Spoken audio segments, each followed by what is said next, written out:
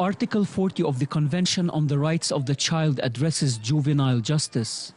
It states children who are accused of breaking the law have the right to legal help and fair treatment in a justice system that respects their rights. And while Israel is a signatory to the convention, stories of child abuse at its hands continue to surface.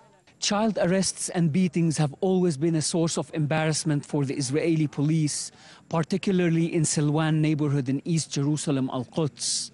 There, Palestinians warn that child arrests are frequent and often carried out in violation of the law. Sarah, mother of 10-year-old Tamer and 7-year-old Amer, was shocked when she learned that her children were arrested on suspicion of throwing rocks at settlers and Israeli police just outside of school along with other kids. My 2 kids were playing in this spot. A police jeep and a settler car stopped and all the kids were shoved into the jeep. As soon as I learnt this, I started looking for my children until I spotted them outside the neighborhood. My youngest was beaten and his front teeth were broken. To this day, he's scared. He's still seeing a counselor to help him get over the trauma.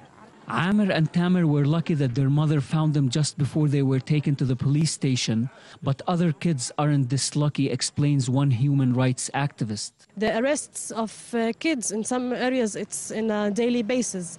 Especially in Silwan and Shafat camp. Many kids reported that they were beaten during the investigations. Many of the kids, they were investigated without the presence of a parent or an adult with them, or a lawyer, for example. Usually the kids they are sentenced to house arrest most of the time, and most of the time it's full house arrest.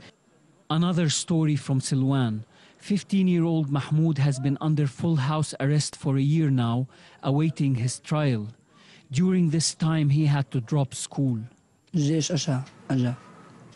came early in the morning to my home and arrested me. I was beaten while on the way to the police station. At the interrogation, while handcuffed, I was kicked, punched, and thrown to the floor. I was shown a video and was asked to identify kids in it. I confessed to throwing stones, and now I'm awaiting trial. In 2011, it was estimated that over 300 children were arrested in Silwan alone on suspicion of throwing rocks at Israeli settlers or at Israeli police. According to Silwan Information Center, all those children were subjected to physical and psychological violence, particularly at the hands of undercover units.